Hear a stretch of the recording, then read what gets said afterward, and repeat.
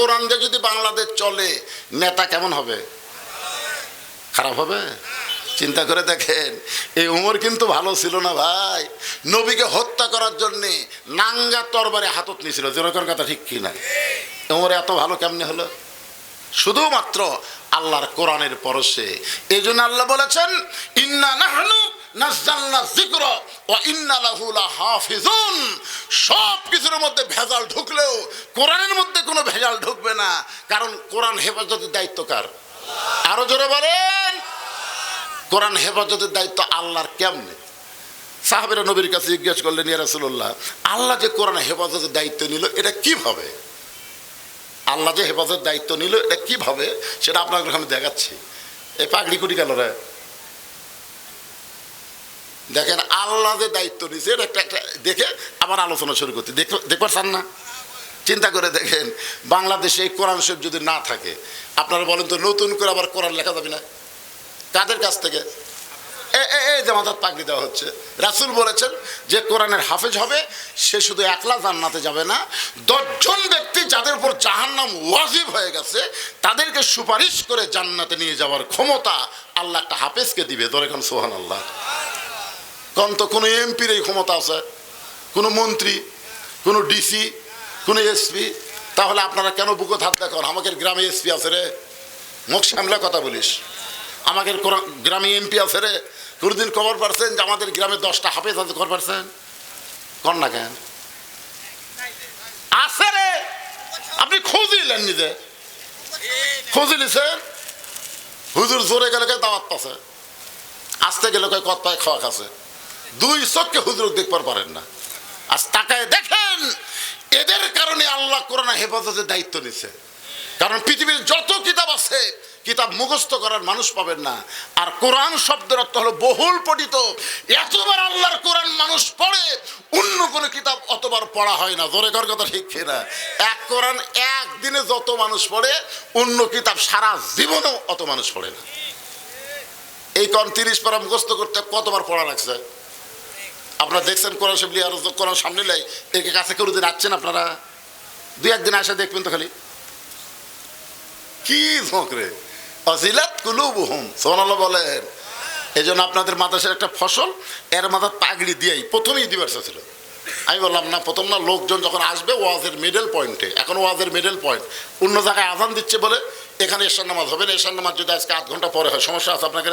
হ্যাঁ, এই জন্য ওটা বসা নাই, ওটা বসা নাই, চাপে বসে থাকবেন। দাও বাবা, সামনে নিয়ে আসো। দেখে তুমি যাচ্ছে কোন আক্কেলে? এই কোরআন দেখার চাইতে এই কোরআন, এটা হলো বাস্তব কোরআন, এটা হলো কাগজের কোরআন। জোরে জোরে কথা ঠিক কিনা?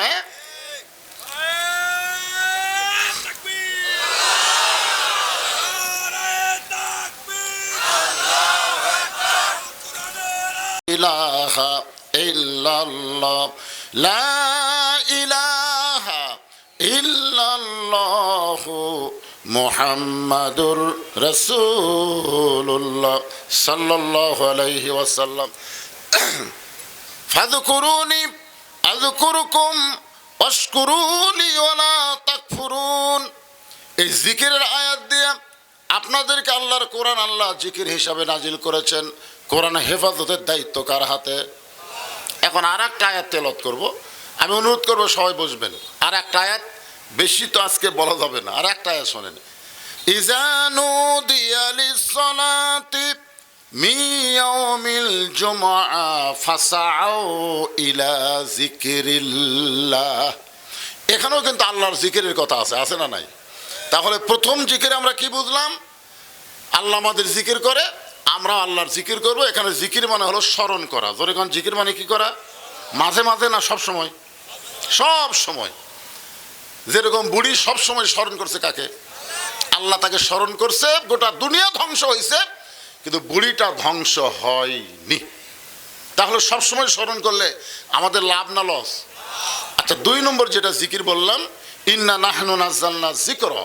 এখানে জিকির মানে হলো উপদেশ। জোরে কোন জিকির মানে কি? এই কোরআন থেকে আমাদের উপদেশ গ্রহণ করা লাগবে। কি উপদেশ? এ পর্যন্ত আমরা কোরআন থেকে কি উপদেশ পালেন? আপনারা কি পাইছেন?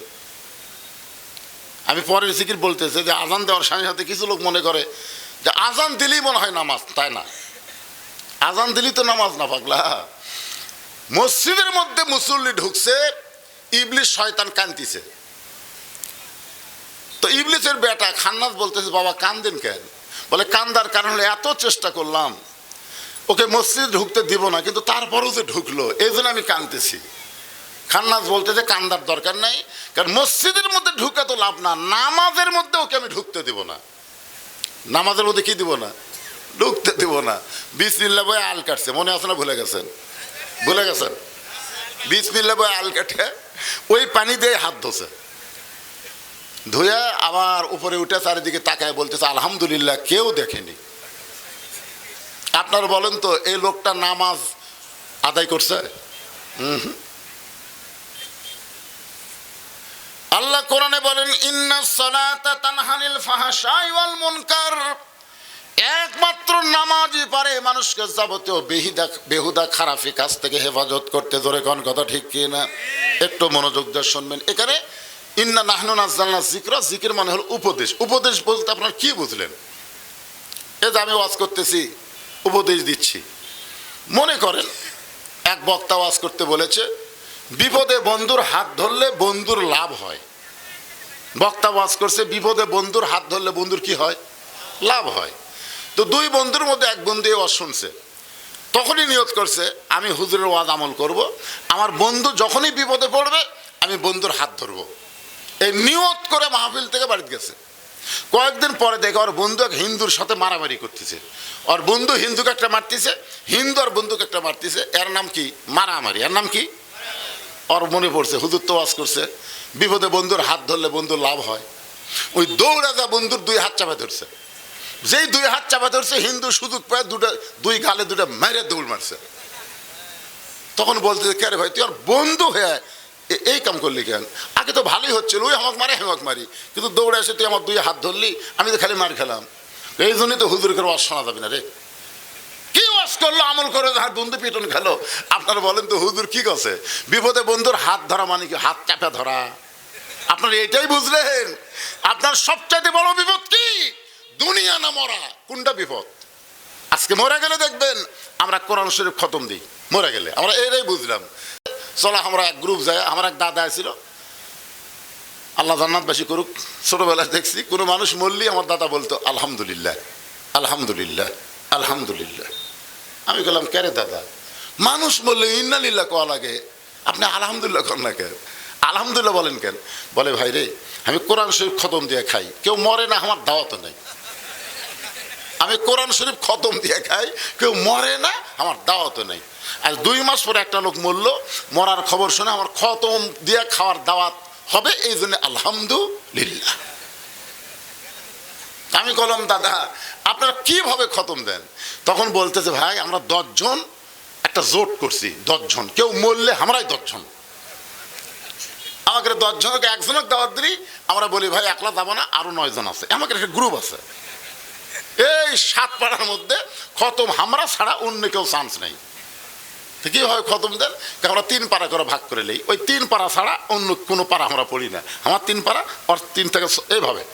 তো কীভাবে? আমরা খতম দেওয়ার পরে আমরা দোয়া করি রব্বানা যালামনা, আল্লাহ যে লোকটা আমাদেরকে দাওয়াত দিল, যার বাপ মরে গেল, যত সওয়াব হলো তার বাপের রুহে আল্লাহ কবুল করো। আমি বললাম দাদা এ দোয়া কি আল্লাহ কবুল করে? দাদা বলতেছে কেন কবুল করবি না? নবী বলেছেন যে কোরআন শরীফের একটা অক্ষর পড়বে আল্লাহ তাকে একটা নেকি দিবে। আলিফ 10 লেখা শেষ, লাম 10 লেখা শেষ, মিম 10 লেখা শেষ। তাহলে আপনি পড়ার সাথে সাথে আপনার কান্দের ফেরেশতা আপনার নামে নেকি লিখলো। তারপরে আপনি আবার সালাম কিভাবে দিলেন যে অমুকের রুহে আল্লাহ কবুল করো? এই সালাম দেওয়া কোত্থেকে শিখলেন? এই পাগলা, এই কথা যেন মানুষকে বলিস না রে, বললে আর আমাকে কেউ দাওয়াত দিবি না। সারা জীবন কোরআনের বিরুদ্ধে চারণ করে গেল, আর ওই সারা শয়তান বলো, আর আমরা খতম দেখ জান্নাত থুয়ে আসলাম। আপনারা এটাই বুঝলেন? এখানে কোরআন জিক মানে উপদেশ, আপনারা কি বুঝলেন? কোরআন কি মরা মানুষের জন্যে না কোরআন জীবিত মানুষের জন্যে? আর কোরআনের দাওয়াত বাহিরে না আনিয়া ঘরের মধ্যে তেলাওয়াত করব না, কারণ আল কোরআনের আলো সব জায়গায় জ্বলান লাগবে। জোরে কোন কথা ঠিক কি না? কিন্তু ঘরের মধ্যে জ্বললে হবে না, আল কোরআনের আলো সব জায়গায় জ্বালো। বলতে পারবেন সবাই? আল কোরআনের আলো, কোরআন হাদিস যেখানে, দুনিয়ার মুসলমান লিল্লাহে তাকবীর। আমার এলাকার কিছু হিন্দু, আমার এলাকার, ওরা সকালবেলা আমার সাথে দেখা করবার আইছে। আমি বললাম, কে ভাই, তোমাকে বিরুদ্ধে ওয়াজ করছি নাকি? না হুজুর, আমরা আপনার দলত ভর্তি হব। আমি কইলাম, পাগলা, তোরা হিন্দু, আমরা মুসলমান। না হুজুর, আপনাকে জামাতের আমির এত সুন্দর বক্তব্য দিছে হুজুর, এটা শোনা মনে হচ্ছে আল্লাহর কোরআন যখন বাংলাদেশে চালু হবে প্রত্যেক ধর্মের মানুষেরা সমান সুযোগ পাবে। জোরে কোন সুবহানাল্লাহ। দেখছেন, হিন্দুরা পর্যন্ত আল্লাহর কোরআনের দলে ভর্তি হওয়ার চাই। ঈমান গ্রহণ না করলেও কোরআন যে সবাইকে সমধিকার দিবে এই ব্যাপারে একটা হিন্দু পর্যন্ত বিশ্বাস করছে। আর আমাদের মুসলমানের মধ্যে কতগুলো তেল তালা আছে। আবু সুফিয়ান বলতেছে, নেতা, যেই কোরআন শুনতে সারা রাত চলে যায় সেই কোরআন ধরলে অসুবিধা কি? আবু জাহেল বলতেছে, এমন একটা গুরুত্বপূর্ণ কথা রে, জোরে তো বলা যাবে না, তুই আমার কাছে আয়। হক কথা, হক কথা জোরে বলা যাবে না, এটা হলো শয়তানদের পেঁয়াজ।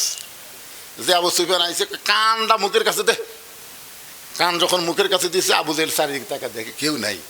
ফিসফিস করে বলতেছে, পাগলা, এই কোরআন যদি গ্রহণ করি তাহলে তোর আমার ভুয়া নেতৃত্ব আর চলবি না। কারণ কোরআন ভুয়া নেতৃত্বের দিন শেষ করে দিয়ে আসল নেতা হয়ে যাবে আব্দুল্লাহর এতিম পোলা। তা আমরা থাকতে অক নেতা হওয়া যায়? কতই ক আবু সুফিয়ানকে কথা তো ঠিকই রে।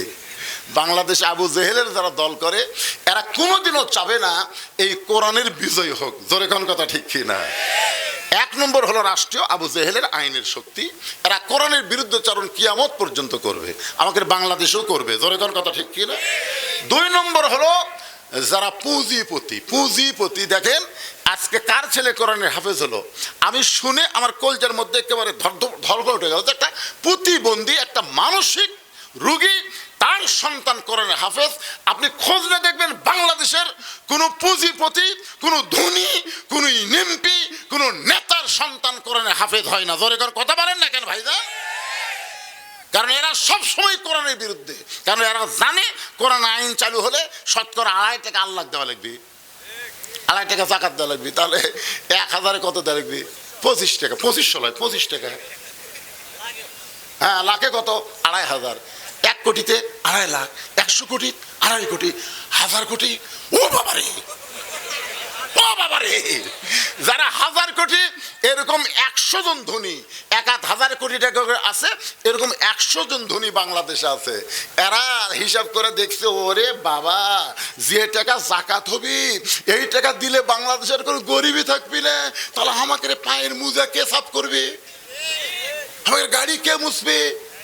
এই জন্য পুঁজিপতি যারা, এরা আল্লাহর কোরআন দিয়ে বাংলাদেশ চলুক এটা কোনোদিনও চাবে না। জোরে কান কথা ঠিক না? আর যারা ধর্মলিয়া ব্যবসা করে, দরবারত বসে থাকে, যারা হাজার হাজার গরু পায়, এই শালারা কোনোদিন চাবে না যে আল্লাহর কোরআন দিয়ে বাংলাদেশ চলুক। জোরে কান চাই ঠিক কিনা বলেন? কিন্তু আমার সামনে আজকে যারা বসে আছেন, আপনারা কি চান এই কোরআন দিয়ে আগামী বাংলাদেশ চলবে? এই দৃশ্যকে আপনারা দেখতে চান? কারা কারা চান? আর একবার আল্লাহরে হাত দেখেন। আল্লাহ তাকে দেখো। আল্লাহ, আজকে আক্কেলপুরের মাহফিলে হাজার হাজার তোমার বান্দারা আগামীতে তোমার কোরআনের বাংলাদেশ দেখতে চায়। সকলে বলে আল্লাহুম্মা আমিন। আলহামদুলিল্লাহ। এই কোরআনের বাংলাদেশ দেখবার চাইলে এরকম কোরআনের মাদ্রাসা আপাতত কোরআনের শাসন না আসা পর্যন্ত আমাদের টিকায় রাখতে হবে। কারণ আজকে প্রাইমারির পক্ষে ওরা লাগছে, প্রাইমারিকে আগডম বাগডম ঘরডম সাজে ঢাকঢোলক ঝাঁঝর বাজে এই মিথ্যা শিক্ষা দিয়ে 50,000 টাকা বেতন গুনে নেয়। জোরে কোন কথা ঠিক কিনা? হ্যাঁ, আইরাই টিয়ে লাই ভরা দিয়ে লালে গেল বোয়াল মাছে, তাই দেখে ভদর নাচে, এই মিথ্যা শিক্ষা দিয়ে মাস গেলে 50,000 টাকা পায়। যেদিন কোরআন দিয়ে বাংলাদেশ চলবে, আগডম বাগডম বন্ধ হবে, ওই শিশু বাচ্চার হাতে আল্লাহর কোরআন তুলে দেওয়া হবে। জোরে কোন কথা ঠিক কিনা? আপনার ছোট মাসুম বাচ্চা যদি ছোট্ট থেকেই পবিত্র হওয়া শেখে, ও কোনোদিন অপবিত্র হবে না। গোটা বাংলাদেশ খুঁজে দেখেন, কোনো হাফেজের বাবা, কোনো আলেমের বাবা, কোনো বৃদ্ধাশ্রমে নাই। জোরে কোন কথা ঠিক কিনা? আমরা চাই আমাদের সন্তানগুলো খাড়া হয়ে পেশাব না করে বসে থেকে পেশাব করে পানি লেক। আপনি আসেন মাদ্রাসা, দেখেন সকালবেলা পেশাব করতেছে, পেশাব করে দেখলেও সওয়াব। হায় হায়, আমার আব্দুল্লাহ আছে মাদ্রাসা, আমি কইলাম রে এই যে হারে পেশাবখানাত কাশে এত লাখে মুখে পেশাবের দুর্গন্ধ ঢুকে অসুখ হবে। আমার হুজুর কয় না হুজুর, এটা তো আসল কাশ না হুজুর। আমি কিসের কাজ? কয় নিংড়ানার কাজ হুজুর। পেশাব করার পরে আঙ্গুলটা দেখতেছে ফোটা ফোটা আসতেছে, তখন জোরে কাজ দেয়, কাজ দিয়ে আবার দেখে না আর নাই, তখন পানি খরচ করে, এরপর উজু করে। এত কিছু কেন করবে? আব্দুল্লাহ বলতেছে আমি যে কোরআন পড়ি, কোরআন পড়ি হুজুর, এই জন্য আগে পবিত্র হয়ে তারপরে কোরআন ধরা লাগবে। কিন্তু আমার এক ভাস্তা আছে গ্রাম সম্পর্কে, ক্লাস 2 এ পড়ে, ব্যাগ পিঠের বললে খাড়া হয়ে মারতেছে। রে বাবা বস রে, বসে থেকে পেশাব কর, বসে না, খাড়া হয়ে মারে। ওই পেশাব দেয় 40 পর্যন্ত লেখে, খাড়া হয়ে যন্ত্র ধরে ঘুরে, আগে 4 পরে 0। এই কোন ক্লাস পড়িস? 2 এ পড়ি, তোর সার্থক শিখাইনি কিভাবে পেশাব করা লাগে? এই বসে থেকে পেশাব করা লাগে শিখাইনি? কি কর, প্রাইমারি পেশাবখানার যাদিকে আমার স্যারই খাড়া হয়ে মারতেছে। যেখানে স্যার খাড়া হয়ে পেশাব করে, ছাত্র খাড়া হয়ে পেশাব দিয়ে 40 লেখে। ওইগুলো বিদ্যালয় থাকবে না রে, ওগুলো স্কুল থাকবে, কিন্তু কোরআনের শিক্ষা আগে হবে। জোরে কোন কথা ঠিক কি না? যতদিন কোরআনের বিজয় না হচ্ছে ততদিন এই মাদ্রাসা টিকায় রাখতে গেলে আপনাকে একটু কোরআনের পক্ষে কাজ করা লাগে ভাইজান। আমি আপনাদের কাছে 100 জন আল্লাহর বান্দা চাই যারা একটা করে কোরআন শরীফ এই মাদ্রাসার দান করবেন। এক কোরআন মাত্র 500 টাকা দিলেই আপনি কোরআন দানের সব পাবেন। আজকে দেখি কারা কারা কোরআনের বিজয় চান। হাজার হাজার মানুষের মধ্যে মাত্র 100 জন আল্লাহর বান্দা 500 টাকা দিবেন, একটা কোরআন দান করে সব আল্লাহ আপনার আমল নামায় দিবে। যদি মনে করে আমার বাপ মা মারা গেছে, বাপ মা রুহের মাগফিরাতে একটা কোরআন শরীফ দিবেন। কেউ যদি মনে করে যে একটা নাই 5টা দেবো, দিবেন। আপনি 2টা দিবেন 1000 টাকা, 5টা দিলে 2500 টাকা, 10টা দিলে 5000 টাকা, আর না পারলে একটা দেবেন। আর মাদ্রাসার তালবে ইলম আপনাদের কাছে গামছা রুমাল নিয়ে যাবে। যিনি যা পারবেন 10 টাকা হলেও দিবেন, কিঞ্চিত হলেও দেবেন, কিন্তু খবরদার বঞ্চিত করবেন না, বঞ্চিত করবেন না। আজকের দান আপনার জীবনের শেষ দান হতে পারে। জোরে কোন কথা ঠিক কিনা? এই যে মাদ্রাসার বাচ্চাদের বলবো, তোমরা ওই দরজা থেকে পিছন দিক থেকে তোমরা শুরু করো। মাশাআল্লাহ শুরু হয়ে গেছে। 100 জনের মধ্যে একজন আল্লাহর তো মুসল্লি কারা? 1,24,000 নবী রাসূল সেদিন আমাদের নবীর পিছনে ইক্তেদা করেছে। আমাদের নবীর ডিগ্রি হলো ইমামুল আম্বিয়া, ইমামুল মুরসালিন। ফাতেমা বলতেছে বাবা সব সময় মনে হয় আমার বাবা বিশ্ব নবী, আর বিশ্ব নবীর মেয়ে হওয়ার কারণে আল্লাহ তাআলা আমাকে জান্নাত দেবে। রাসূল বলে ফাতেমা এই কথাটাই বলার জন্য আইছি মা, তোর বাবা বিশ্ব নবী বলে আল্লাহ তোকে জান্নাত দিবে, এইটা ভুল কথা মা। জান্নাতে যদি যাবার চাও তাহলে জান্নাতের আমল করে জান্নাতে যেতে হবে। ফাতেমা ঠাস করে পড়ে গেছে। ও বাবা, তাহলে বিশ্ব নবীর মেয়ে হওয়ার কারণে আল্লাহ আমাকে জান্নাত দিবে না? রাসূল বলেন ফাতেমা জান্নাতে যাবার গেলে জান্নাতের আমল করা লাগবে। ফাতেমা বললেন বাবা তাহলে জান্নাতে যাওয়ার আমল কি? রাসূল বলেন মাত্র 4টা আমল মা। পুরুষের মতো এত আমল মেয়েদের জন্য নাই, মাত্র 4টা আমল করলে আল্লাহ খুশি হয়ে 8টা জান্নাত দিয়ে দিবে। 4টা আমল করলে কয় জান্নাত? কেউ যদি মনে করে আমি একটা করে 2টা নেব না, 4টাই করা লাগবে। তাওয়াফ কয় পাকে? এই যারা হজ করছেন কয় পাকে এক তাওয়াফ? নামাজ কয় ওয়াক্তে?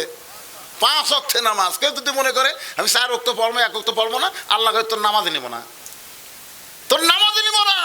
মান তারাকা সালাতু মুতাম্মিদান ফাকাত কাফারা। ইচ্ছা করে 1 ওয়াক্ত নামাজ বাদ দিলে সে কাফের হয়ে গেল, 4 ওয়াক্ত বাতিল। তাওয়াফ যদি 7 পাকের জায়গা কেউ যদি 6 পাক দেয় 5 পাক দেয় হবে? হবে না, কারণ 7 পাকে 1 তাওয়াফ, 4 আমলে মেয়েদের আমল। 4টাই করা লাগবে। 2টা করবি 1টা করবি না তা চলবে না। 1 নম্বর হলো নামাজ, 2 নম্বর হলো রমজান মাসের রোজা, 3 নম্বর স্বামীর কথা মতো চলা, স্বামীকে খেদমত করা। আর 4 নম্বর হলো সতীত্বের হেফাজত, পর্দা করা। রাসূল বলেন, ফাতেমা এই 4টি আমলের মধ্যে 4 নম্বর আমল পর্দা করা। এই আমলটাই হলো মেয়েদের সবচাইতে গুরুত্বপূর্ণ আমল। পর্দা যদি না থাকে মা, বাকি 3টা আমল আল্লাহ একটাও কবুল করবি না। তাহলে মেয়েদের মধ্যে 4টা আমলের মধ্যে গুরুত্বপূর্ণ আমল হচ্ছে পর্দার ভিতরে থাকা। আল্লাহ কোরআনে বললেন, অকরনা ফি বুয়ুতিকুন্না ওয়ালা তাবাররাজনা তাবাররুজাল জাহিলিয়াতিল উলা। 2 নম্বর স্বামীর কথা মতো চলা, স্বামীকে খেদমত করা। স্বামী যখন খেদমত চাবে তখন খেদমত করবা ফাতেমা, ইচ্ছা মতো খেদমত করবার যাবা না। স্বামী যদি চায় তাহলে করবা। সুবহানাল্লাহ কর না কেন? স্বামী খেদমত চাইনি, জোর করে খেদমত করবার গেলে হবে? কারণ মেয়েরা যখনই জোর করে খেদমত করবার যাবি তখন অন্য কিছু চাবি। আপনার শরীর হয়তো ভালো নাই, এখন অন্য কিছু চাওয়া বোঝেন না। কারেন্টের ফ্যান বন্ধ করে দিয়ে তাল পাকার বাতাস। স্বামী কয়, কে গো কারেন্ট গেছে না? তো তাহলে ফ্যান দাও। কয় ফ্যান কেন দেবো? আমি আপনাকে খেদমত করে জান্নাতে যাবার চাই। বাতাস করতেছে, কিছুক্ষণ পর কপাল টিপে দিচ্ছে, কিছুক্ষণ পরে পায়ের আঙ্গুল টানে। স্বামী কয়, আল্লাহ এটা একটা বউ কে রে, এটা হবার পুরা জান্নাত রে। এত খেদমত করতেছে, কয়েক মিনিট পরে কান দিচ্ছে, কান্দে। স্বামীকে, কে গো কান্দো কে? এমনি। কি হয়েছে গো কান্দো কে? এমনি। স্বামী কয়, কে ময়না কি হচ্ছে? ময়না কয়, তুমি আমার কথা শুনবা তাই কান্দে যাওয়া লাগবে। স্বামী কয়, শুনবো না মানে কখন? কি জন্য কান্দো? কান্দার কারণ হলো তোমার বুড়া বাপ আর তোমার বুড়ি আমার কলজা চলে দিচ্ছে। তুমি যখন ব্যবসা করবার যাও, চাকরির যাও, তখন এই বুড়া বুড়ি তোমাকে বলে লাভ নেই। তাই কয় আর বাতাস খায়। শোনো গো, তুমি যদি আমাকে জান্নাতের সংসার করবার চাও তাহলে বুড়া বুড়ি বাদ দেওয়া লাগবে। আর তুমি যদি তোমার বাপ মার সাথে থাকবার চাও তাহলে আমাকে আল্লাহর রাস্তে বাপের বাড়ি পাঠিয়ে দাও। ওমা আলাইনা ইল্লাল বালাক। আমার ওয়াজ শেষ করছি, এখন তুমি কি আমল করবা? এমন সময় আল্লাহ কোরআনের আয়াত পাঠায় দিয়েছে, লিয়াবলুয়াকুম আইয়ুকুম আহসানু আমালান ওয়া হুয়াল আজিজুল গফুর। এই বান্দা, এই সময় তোমাকে পরীক্ষা করা হবে উত্তম আমল, তুমি কোন আমল করো। তখন স্বামী লাফ দৌড়ছে, উঠে বউয়ের সামনে বলতেছেন, ওয়াকাদা রাব্বুকা আল্লা তা'বুদু ইল্লা ইয়্যাহু ওয়া বিল ওয়ালিদাইনি ইহসানান। রে দুনিয়ার সন্তানেরা, আমি আল্লাহর ইবাদতের পর তোমাদের 2 নম্বর দায়িত্ব হলো বাপ মাকে দয়া কর, বাপ মাকে সেবা কর, বাপ মাকে খেদমত কর, বাপ মাকে ইহসান কর। এমন কষ্ট দিস না রে বান্দা, তোমার বাপ মা যদি উহু শব্দ উচ্চারণ করে তোমার সমস্ত আমল বরবাদ হয়ে যাবে। বউ বলতেছে, স্বামী উঠছে, আমল কর, নেক আমল করবি। বউ বলতেছে, তোর ব্যাগটা কি গোছান আছে না গুছিয়ে দেবো? বউ বলতেছে, ব্যাগ গোছান মানে? তুই না বাপের বাড়ি যাবার ছিল, তুই না বাপের বাড়ি যাবার ছিল, তুই ব্যাগ গুছিয়ে দেই। এই নানি চলায়, নানির কথা পরে আগে ওয়াজ শোন পাগলা। তোর নানিরই ওয়াজ হচ্ছে পাগলা, ভালো করে শোন। তো ব্যাগ কি গুছিয়ে দেবো না গোছান আছে? বউ বলে, ব্যাগ গুছিয়ে দেবো। তুই বাপের বাড়ি যাবার ছিল না? তুই কি মনে করছিস তোকে ছাড়া দিলেও বউ পামো, তুই মরে গেলেও বউ পামো? তুই কি মনে করছিস মরদ লয়? তোকে সকালে ছাড়বো, বিকালে মরদ বিয়ে করে আনবো রে। তুই যদি এখনই মরিস, বিকালে বিয়ে করবো রে। বউ মরলে বউ পাওয়া যায়, বউ ছাড়ে দিলেও বউ পাওয়া যায়। তুই এখন ক, আর বাপ মা যদি মরে কুটি পাবো ক? সেই বাপ মা মরলে পাওয়া যাবি না। সেই বাপ মার বিরুদ্ধে আমাকে ওয়া শুনেস, কান্দিস, পাতার বাতা করিস। 3 তালাক ভ্যানত চড়বার, 3 তালাক অটো ভ্যান, 3 তালাক অটো ভ্যান। কয় ভ্যান? 3 চাকার লয়, 3 তালাকের ভ্যানত করে তো বাপের পেটে দেবো। দৌড়ে আসে বউ, স্বামী পাও ধরে বলে, আপনাকে পরীক্ষা করলাম গো, আপনি আসলে আল্লাহর ওলি গো। মেয়ে মানুষ এখন বলতে আমাকে ওয়াজ না করাই ভালো। ওরা এখন কিছুক্ষণ পরে বলবে, হুজুর যা করছেন সেটাই কয়ে দেন, আমাকে এটা না করাই ভালো। ও মায়েরা শোনেন, নামাজ পড়বেন 5 ওয়াক্ত। মেয়েরা যদি নামাজ পড়বার না চায়, স্বামী হওয়া লাগবে শক্ত শক্ত শক্ত স্বামী হওয়ার পারবেন। আপনি জোহর নামাজ সামনে কাতার আদায় করলেন, বাড়িতে এসে দেখেন আপনার বউ ডাইনিং টেবিলে 5 তরকারি, গরম ভাত।